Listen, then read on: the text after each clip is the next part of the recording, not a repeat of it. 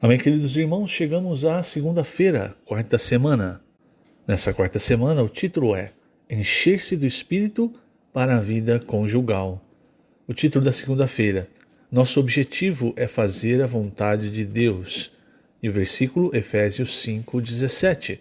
Não vos torneis insensatos, mas procurai compreender qual a vontade do Senhor. Senhor Jesus, obrigado, Senhor, por mais um dia. Obrigado por tuas misericórdias que se renovam a cada dia, por teu sangue derramado.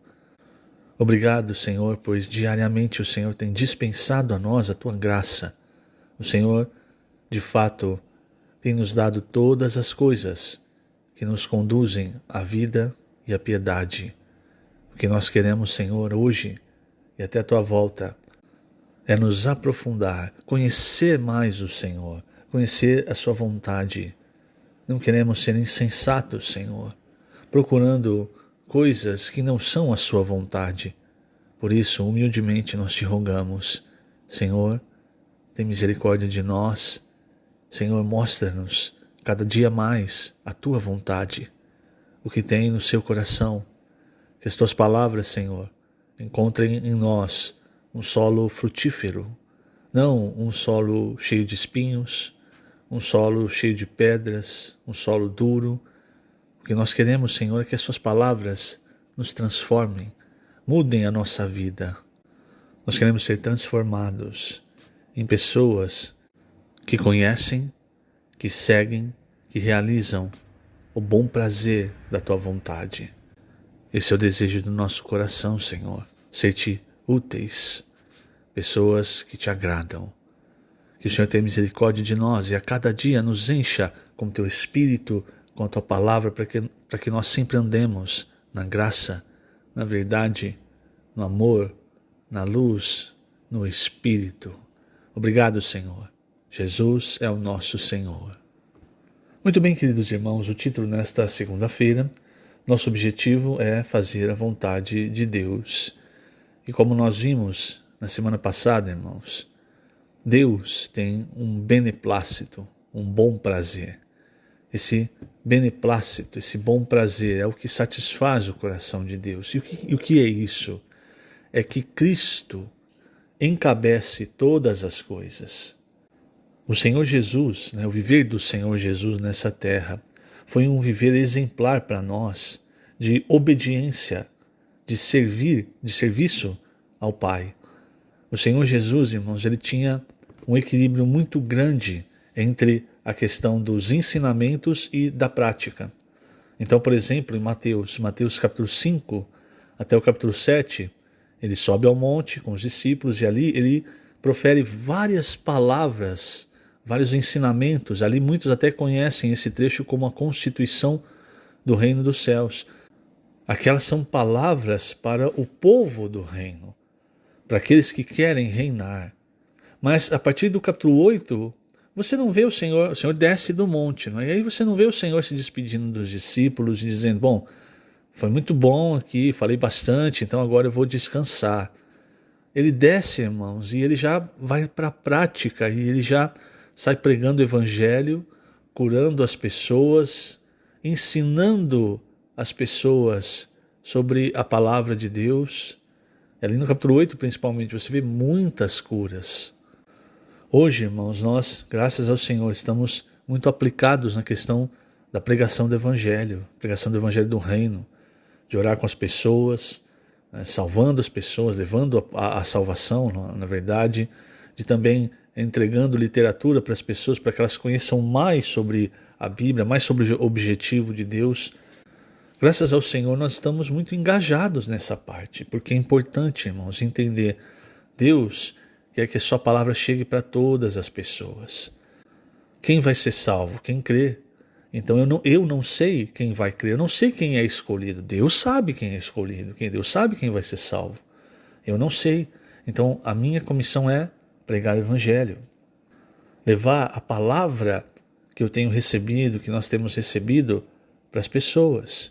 Isso agrada a Deus, irmãos.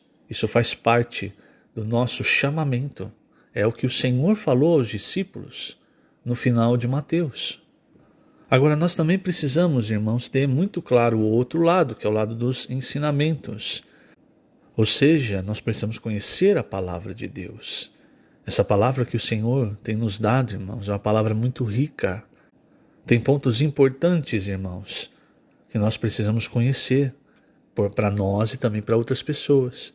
Por exemplo, na página 55, veja só, último parágrafo. Em Efésios, Paulo nos exorta a não andar como nécios, e sim como sábios, remindo o tempo, porque os dias são maus. Isso está nos versículos 15 e 16. Aqueles que fazem a vontade de Deus andam como sábios, mas os que não seguem essa direção, ainda que não pratiquem atos reprováveis, perdem tempo com obras inúteis e são como insensatos. Querido leitor, não seja nécio, procure conhecer a vontade do Senhor em tudo o que fizer. Permita que Cristo seja o cabeça e mentor de suas ações, de suas palavras e de seus pensamentos. Assim, o corpo de Cristo será edificado.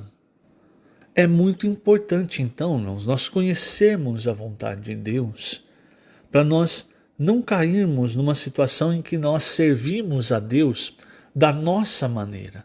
E a gente cai ali em Mateus 7, versículos 21 a 24, quando alguém chega diante do Senhor no julgamento e fala, mas Senhor, eu fiz isso, fiz aquilo.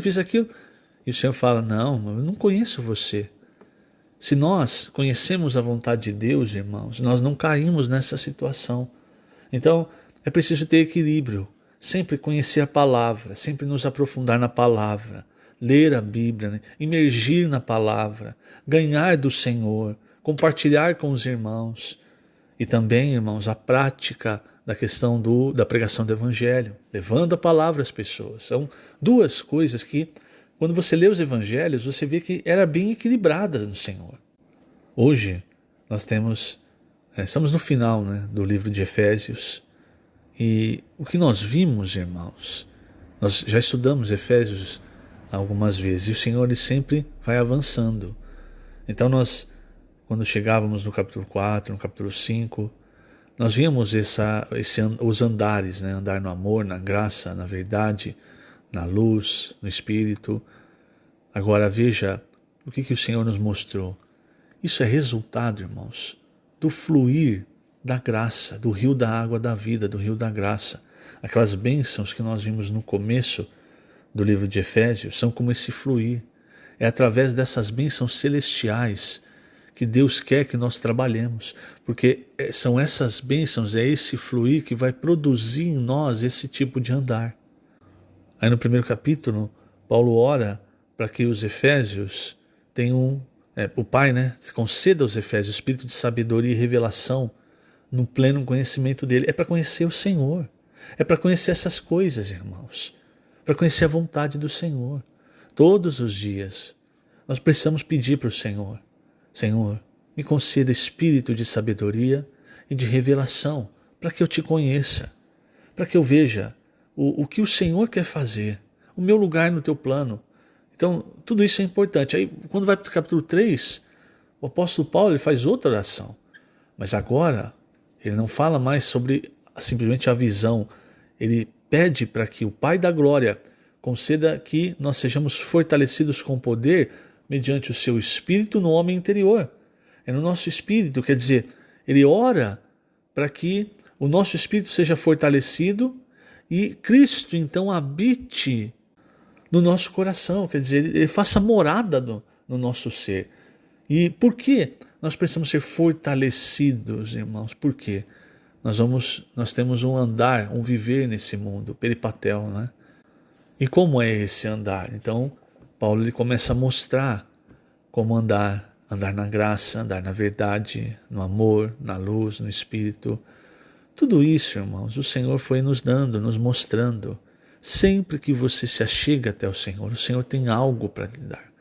Então é muito importante nós sempre irmos até o Senhor vazios, pobres em espírito. O Senhor, ele enche de bem os vazios, mas ele despede sem nada os ricos, os arrogantes, aqueles que acham que sabem de tudo, que detêm a verdade.